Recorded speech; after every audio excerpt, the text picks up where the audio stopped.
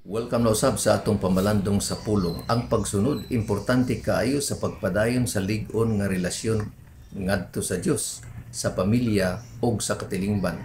Ang pagkamasinugtanon nagdala og pagtahod ug ang dili pagkamasinugtanon nagpasabot nga walay pagtahod sa mga awtoridad. Apan sa dili pa ko magpadayon, gusto ko i-shout out ang mga pipila sa mga followers nga kanunay nagatan-aw sa akong Bible reflection o pamalandong sa pulong. Ang akong igsuon, Brother Samuel Atienza from Cavite, Bibing Bustamante o Panabo, and ang akong amigo nga pastor from Lupon, Davao Oriental, Pastor David Kadot. Ako mga katrabaho kaniadto og ako mga classmates. Sa una, dili na nakong pangalan ang tanan, apan salamat sa inyong pagsuporta sa pag-follow. O karon balikta sa atong hisgutanan. Sa militar, ang pagsunod, maogyod ang una. Obey first before you complain.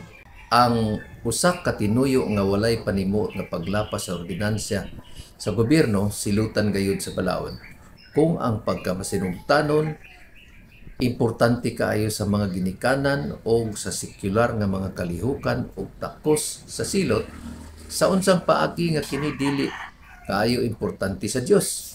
Ang atong kinaiya sa pagsunod sa balaod sa Dios ginahimo pinaagi sa gugma o dili sa pagpamugos o kahadlok, tungod kay ang gugma sa Dios dili mamugos apan nagatugot kanato sa pagpili. Kita makatuman lamang sa usa nga nagakontrol kanato.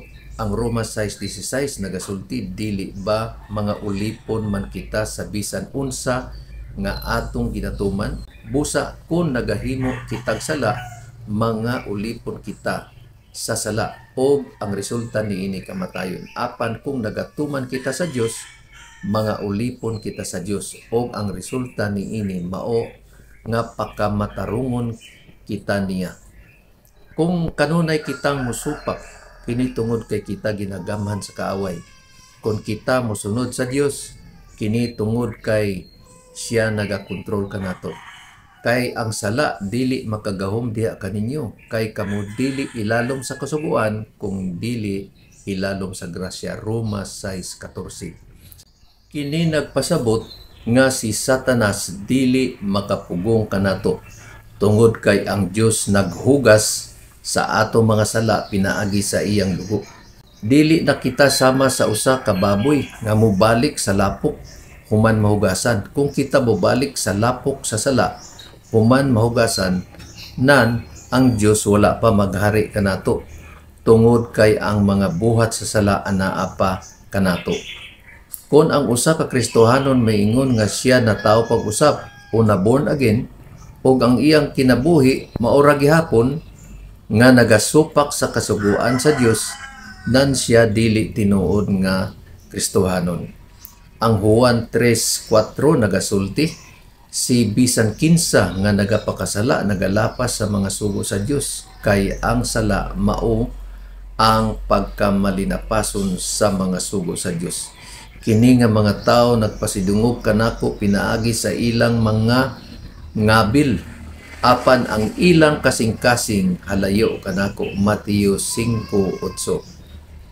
Kung ikaw adunay nakatunan nga kamatuoran ug imong nagustuhan kini nga video, palihog pakipindot sa like button o kaha magkomento diha sa ubos, i-share o ayaw kalimot sa pagsunod sa dugang pang mga pamalandong sa pulong. Ang kamatuoran tinuod nga halang, apan kini makahatag og kagawasan. Ang Juan 8:30 Dios nagaingon, og kamo mahibalo sa kamatuoran og ang kamatuoran magahatag kaninyo kagawasan. Dinhi na lang usa kita kutob sa atong pamalandong sa pulong. Hantod sa sunod nga video, ang Dios mag-amping kanatong tanan.